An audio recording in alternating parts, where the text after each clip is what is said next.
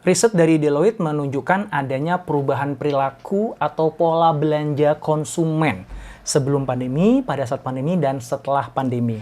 Nah, penting untuk kita memahami peta perubahan itu supaya kita bisa menyesuaikan bagaimana strategi jualan kita di masa pandemi dan kita nanti bisa menangkap peluang setelah pandemi berakhir.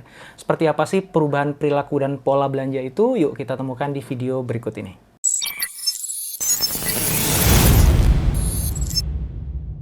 Ini adalah ilustrasi yang dibuat oleh Deloitte untuk menggambarkan hasil riset dan kajian mereka terkait perubahan perilaku dan pola belanja konsumen. Kalau teman-teman lihat di sini, ini ada 3 kolom. Kolom pertama ini mewakili reach ya, bagaimana kita menjangkau customer kita atau prospek kita untuk mengenal kita. Kemudian yang nomor 2 ini kaitannya dengan bagaimana kita engage mereka, educate mereka, sehingga mereka mempertimbangkan untuk membeli produk kita. Yang kolom yang ketiga ini mewakili proses transaksi itu sendiri, dan yang keempat ini retention, artinya bagaimana kita membuat mereka mau beli ulang ke kita. Nah, kalau teman-teman lihat ini ada 3 warna ya, warna abu-abu tua, warna abu-abu muda, dan warna hijau. Kalau yang warnanya abu-abu tua ini artinya aktivitas itu pada saat pandemi dan setelah pandemi itu weaker, semakin lemah, semakin berkurang, semakin gak efektif dampaknya terhadap penjualan. Sementara yang warna hijau ini stronger, semakin kuat pada masa pandemi dan setelah pandemi, dan efektif ya, berpeluang lebih besar untuk bisa mendorong penjualan pada saat dan setelah pandemi.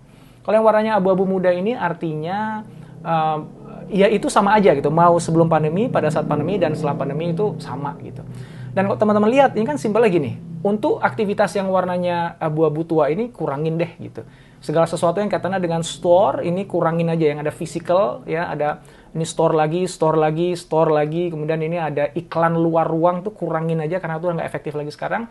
Dan kita perlu double down di yang warnanya hijau ini. Sementara yang warna abu-abu muda gimana? Tetap lakukan. Jadi jangan kurangin tapi nggak perlu ditambah juga gitu. Maka kita perlu mengalokasikan sumber daya kita, entah itu orang kita, waktu kita, dana yang kita miliki sekarang untuk ke sini gitu. Jadi ambil dari sini, pindahin, gunakan ke yang warna hijau ini gitu. Nah, kalau kita lihat ya, bagaimana kita perlu reaching customer di masa pandemi ini dan setelah pandemi adalah kita main di banyak promosi di media sosial, kita private communication tuh maksudnya kirim pakai WA, Messenger, Telegram, lakukan live streaming di internet, kita leverage e-commerce platform supaya orang makin sering lihat produk kita ya, begitu pas dia browsing gitu. Kemudian juga iklan di e-commerce gitu, nggak cuma di media sosial gitu. Dan teman-teman lihat di sini, ini sama nih, social platform promotion di sini juga sama, nih e-commerce platform ini sama, live streaming sama. Artinya apa? Ternyata di masa pandemi ini dan nanti berlanjut setelah pandemi, orang itu kita temui dan kita educate di tempat yang sama, itu ya. Jadi kita kenalan sama mereka di media sosial, kita educate mereka di media sosial. Demikian juga di live streaming ketemunya, educate-nya di sana juga gitu. Nah, teman-teman lihat di sini ada garis. Ini ada garis biru putus-putus dan ada garis hijau yang tegas. Kalau biru putus-putus ini mewakili customer purchase journey. Di sini tertulis during epidemic. Ini menurut saya kayaknya ini maksudnya adalah before epidemic. Sementara yang warna hijau tegas ini adalah customer purchase journey during and after epidemic atau pandemic. Jadi yang dulu sebelum pandemi itu ya journey-nya customer itu yang ini nih, yang biru putus-putus ini gitu ya. Nih contoh paling simpelnya ya. Nah, ternyata pada saat pandemi dan setelah pandemi itu berubah jadi seperti ini gitu. Jadi ketika teman-teman ketemu sama mereka di media sosial, mereka kenalan, nah jangan berhenti di situ, ajak mereka untuk langsung datang ke e-commerce platform Anda gitu, untuk supaya bisa lihat produk Anda dan belanja di sana nantinya gitu. Ya, nah, lihat lagi ini terus pergerakannya kemana nih, ya gitu. Ya, nah transaction ternyata terjadinya juga di tempat yang sama, di e-commerce platform itu juga mereka terjadi transaksi. Ini di media sosial tuh juga bisa terjadi transaksi ya. Kalau di Amerika tuh kita udah langsung bisa belanja di Facebook ya.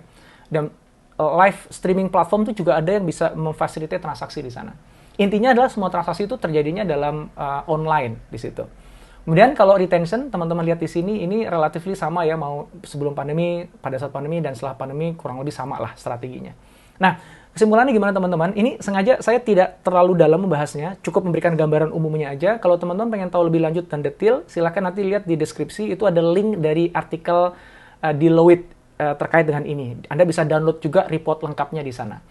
Nah, Tujuan saya menampilkan ini ke teman-teman semuanya untuk membangun sebuah kesadaran bahwa memang ada shifting, ada perubahan itu, dan perubahannya itu ke arah mana.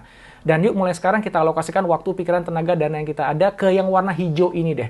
Kemudian kita lihat itu journey-nya mereka kayak gimana sih, lihat juga garis yang warna hijau itu. Mudah-mudahan dengan ini kita bisa mengalokasikan sumber daya yang kita miliki yang terbatas ini dengan lebih bijak, lebih tepat sasaran, sehingga apapun yang kita lakukan akan lebih efektif, dan kita mudah-mudahan juga bisa menangkap peluang-peluang yang muncul setelah pandemi nanti. Ya, ingat yang warna hijau ini bukan hanya semakin kuat di masa pandemi, tapi juga setelah pandemi. So, fokus di yang warnanya hijau. Nah, itulah tadi perubahan perilaku dan pola belanja konsumen sebelum, pada saat, dan setelah pandemi. Mudah-mudahan bisa memberikan gambaran pada teman-teman semuanya, dan yang paling penting lagi bisa membantu teman-teman merumuskan strategi menangkap peluang bukan hanya pada saat pandemi ini terjadi, tapi juga sampai nanti setelah pandemi. Selamat mencoba. Semoga manfaat. Jika Anda menemukan video ini bermanfaat, silahkan subscribe, like, dan jangan lupa untuk nyalakan notifikasinya.